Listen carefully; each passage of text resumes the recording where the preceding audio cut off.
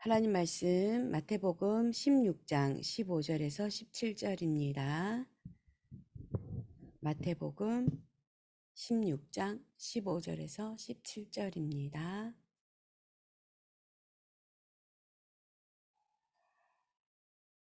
마태복음 16장 15절에서 17절 말씀. 이르시되 너희는 나를 누구라 하느냐? 시몬 베드로가 대답하여 이르되 주는 그리스도시요 살아계신 하나님의 아들이시니이다. 예수께서 대답하여 이르시되 바요나 시몬아 내가 복이 있도다. 이를 내게 알게 한 이는 혈육이 아니요 하늘에 계신 내 아버지시니라. 아멘. 하나님께서 우리를 그리스도의 파수꾼으로 세우셨고 부르셨고 세우셔서 지금도 하나님은 하나님의 그 일을 이루어가고 계십니다. 오늘 말씀에서 예수님께서 제자들을 부르시고 그 제자들을 통해서 또 제자들의 베드로의 입술을 통해서 예수가 그리스도 되심을 고백하는 내용입니다. 그러나 예수님과 제자들의 관심, 제자들이 걱정하는 내용과 예수님의 관심은 다른 곳에 있었다는 것을 우리가 성경을 통해서 항상 확인하게 됩니다.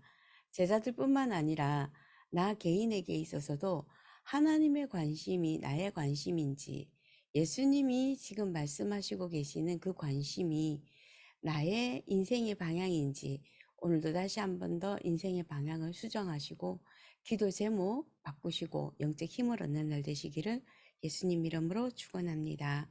제자들은 계속해서 떡에 대해서 관심이 많았습니다. 제자들은 항상 어떻게 먹어야 되냐, 어떻게 또 먹여야 되냐, 떡에 대한 관심이 되게 많았지만 예수님은 거기에 대해서 설명하면서 떡이 없어서 어떡합니까? 라고 질문을 했지만 떡에 대해서 대답을 하신 게 아니라 바리새인과 사두개인의 누룩에 대해서 조심해라. 어, 이렇게 다 바로 딱 들었을 때는 예수님의 그 답을 해석하기가 조금 어렵고 난해한 답을 항상 예수님 하셨는데요. 근데 예수님의 말씀을 늘 예수님의 말씀을 듣고 그 예수님 말씀의 흐름 속에 있는 제자들은 금방 아마 알아차렸을 겁니다. 저희들도 마찬가지일 거고요.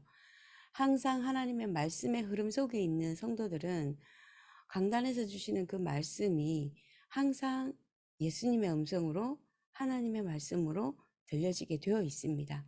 그게 성령 충만이고 그게 은혜이기 때문입니다. 떡에 대해서 늘 관심이 있었던 그 제자들과 달리 예수님은 제자들이 종교와 율법에서 벗어나와서 빠져나와서 복음을 전하는 증인으로 세우는 것이 예수님의 관심이었습니다. 이 제자들뿐만 아니라 하나님을 믿는 모든 자들에게 하나님의 관심은 다 그곳에 있는 것입니다. 예수님이 제자들을 부르신 그 이유는 예수님이 승천하시고 난 그 이후에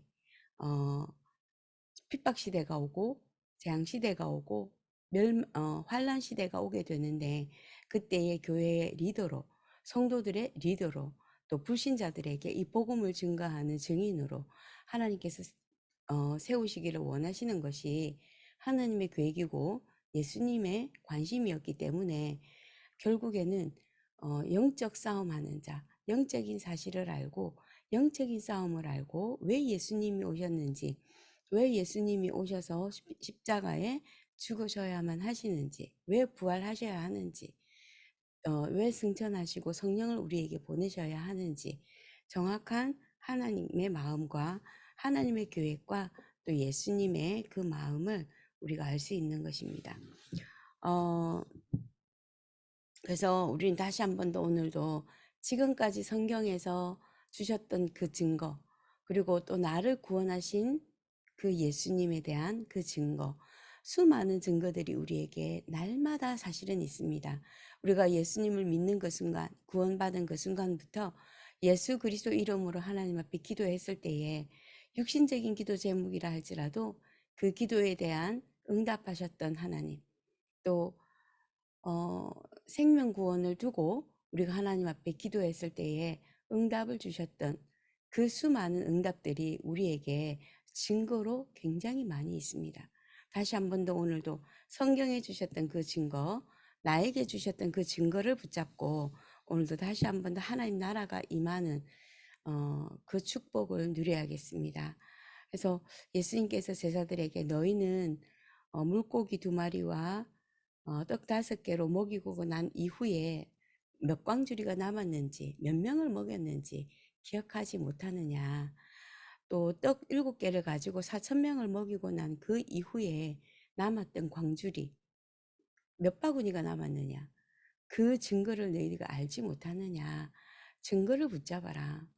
예수님이 실질적으로 함께 있으면서 눈에 보여줬던 그 증거도 잊어버리게 되는 게 사실은 우리 인간입니다. 제자들이고 저희들이기도 합니다. 오늘 다시 한 번 더 우리가 어떤 증거를 붙잡아야 되며 또 어떤 내용을 다시 한 번 더 언약으로 붙잡고 또 기도 제목으로 저희들 붙잡아야 할지 3가지를 또 다시 한 번 더 강단의 말씀을 통해서 확인하는 날 되어야겠습니다. 먼저 예수님은 그리스도이십니다. 예수님이 그리스도가 되셔서 우리에게 그리스도로 오셔서 인간이 죽었다 깨나도 해결할 수 없는 영적 문제, 절대적인 근본 문제 해결하신 분이 그 그리스도이시고 그 그리스도로 오신 분이 예수님이시라는 거죠. 오늘 말씀을 보면서 세상의 사람들은 기적과 예수님 베푸셨던 그 능력을 보고 따라가고 막 놀래서 이렇게 막 따라다녔는데요. 제자들은 그 중에 베드로는 주는 그리스도시요 살아계신 하나님의 아들이십니다. 창세기 3장 15절에 그 여인의 후손 되신 그 메시아께서 그리스도이십니다. 사단의 권세를 이기신 분이 그리스도이십니다. 그래서 예수님이 그리스도로 하나님 우리에게 보내셨는데 창조주 하나님이시라는 거죠. 예수는 그리스도 모든 문제 해결자, 창조주 하나님으로 지금 나와 함께 하셔서 재창조의 역사를 지금도 이루고 계십니다. 그래서 예수 그리스도의 그 이름을 부르는 곳에 하나님의 나라가 임하는 참 선지자로 오신 그리스도시고요. 우리의 모든 죄와 저주와 지옥의 권세에서 저희들을 건져내신 참 제사장이신 그리스도이시고 우리의 모든 배경이 되시는 참 왕으로 오신 그리스도이십니다. 그래서 그 예수님이 그리스도로 오셔서 지금 나와 함께 하시며 영적 배경이 되어 주신다라고 하는 이 사건을 우리는 날마다 기억하고 묵상하고 그것을 누리는 기도가 참된 기도가 되는 것입니다. 그리고 예수님께서 요한과 베드로와 야고보를 또 변화산으로 데려가셨잖아요. 변화산으로 데려가셔서 어, 호련히 예수님의 모습이 빛이 비춰지고 호련히 다른 모습으로 비춰지는데 그 3명의 제자들이 또 깜짝 놀랍니다. 또 예수님이 변화된 예수님이 모세와 또 엘리야와 함께 대화하는 모습까지도 보는 것이죠. 이스라엘 백성들에게는 모세와 엘리야는 능력의 종이고 지도자고요. 자기네들의 우상과 같은 존재들입니다. 그런데 그 우상과 같은 엘리야와 모세와 함께 예수님이 대화하는 모습을 보시고는 또 놀래가지고 베드로가 초막셋을 짓겠습니다. 또 헛소리하는 그때의 그때에 예수님 말씀하시잖아요. 오직 예수 그리스도, 오직 그리스도잖아요. 모세도 사라지고 또 엘리야도 사라지고 오직 그리스도만 남았습니다. 우리에게 있어서 오직 그리스도 바라보는 시간들. 그래서 나의 중요한 생각과 나의 모든 염려와 근심 다 내려놓고 율법적이고 종교적인 생각들 다 내려놓고요. 오직 그리스도만 남는 날 되어야 되겠습니다. 그때에 일어나는 그 영적인 변화는 우리 눈에 보이지 않지만 어마어마한 일들이 일어나는 것입니다. 그래서 그리스도 외에 다른 것이 필요 없죠, 우리에게. 그래서 꼭 오직 그리스도여야 되고 다른 거 모든 걸 다 버려라 라는 의미보다는 오직 그리스도 한 분만으로 충분하다는 의미입니다. 그래서 그리스도로 충분한 저와 여러분의 믿음, 그래서 오직 주는 그리스도시요 살아계신 하나님의 아들이십니다. 오직 그리스도 붙잡는 날 되어야겠습니다. 그리고 난 그 이후에 우리는 믿음과 사명을 감당할 수 있도록 다시 한 번 더 하나님 앞에 기도해야 되는데, 예수님의 제자들 앞에 귀신 들려 다 죽어가는 아들을 가진 아버지가 찾아와서 당신의 제자들이 우리 아들을 고치지 못합니다. 그랬더니 예수님께서 하셨잖아요. 어, 그 예수님께서 제자들에게 믿음이 없고 패역한 세대라고 말씀하셨습니다. 예수 그리스도의 그 이름으로 기도하면 영적 그 변화가 일어나고 반드시 응답이 일어나게 되는데, 그 제자들은 하나님 앞에 기도하지 않았고요. 또 믿음이 없었다는 것입니다. 다시 한 번 더 우리에게 있어서 예수 그리스도 이름으로 기도하면 반드시 응답되어진다라고 하는 하나님의 말씀을 붙잡는 것입니다. 하나님의 말씀에 대한 믿음입니다. 막연한 나의 신념과 하면 된다라고 하는 틀린 신념, 틀린 나 중심의 그것이 믿음이 아니라 하나님이 주신 말씀, 예수님이 주신 그 말씀을 믿는 그 믿음이 되는 것입니다.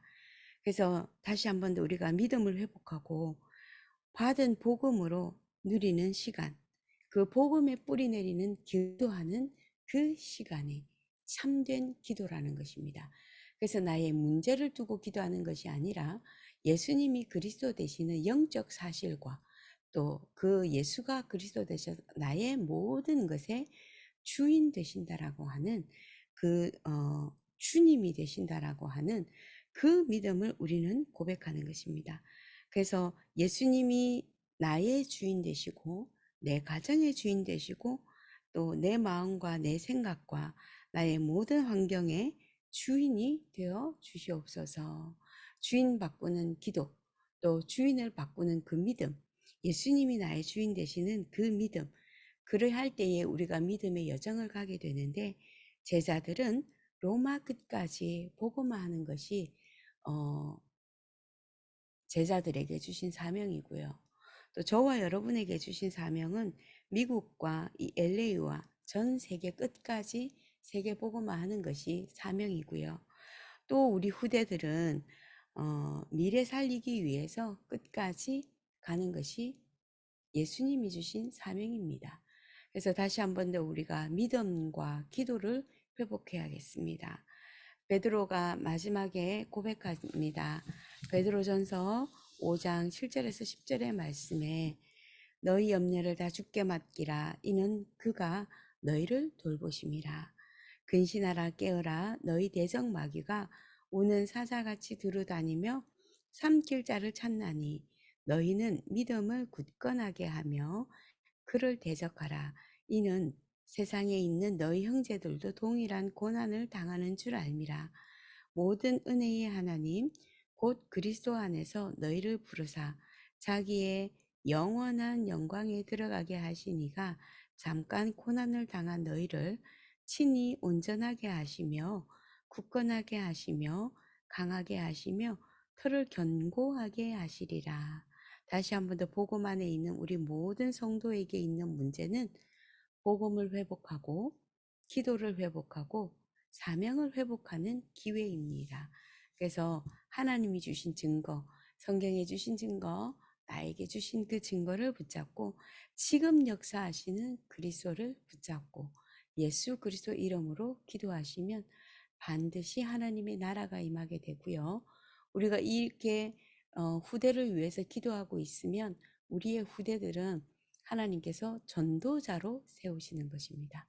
다시 한 번 더 이 영답을 붙잡고 복음의 눈을 열어주신 그 그리스도의 파수꾼이 되어지기를 예수님 이름으로 기도합니다. 함께 기도하겠습니다. 하나님 감사합니다. 오직 그리스도, 오직 예수는 그리스도 되시는 이 복음의 내용을 정확하게 붙잡고 세계복음화의 언약을 다시 한 번 더 우리의 영혼 속에, 내 생각 속에, 내 마음 속에 각인시킵니다. 하나님의 말씀에 뿌리 내리게 하여 주옵시며 다시 한 번 더 세계복음화 되어지는 체질로 오늘도 인도하여 주시옵소서. 다시 한 번 더 하나님께서 주신 그 증거를 붙잡고 또 믿음이 회복되게 하시며 참된 기도가 회복되게 하여 주시옵소서. 오늘도 함께 하시는 우리 주 예수 그리스도 이름으로 기도드립니다. 아멘.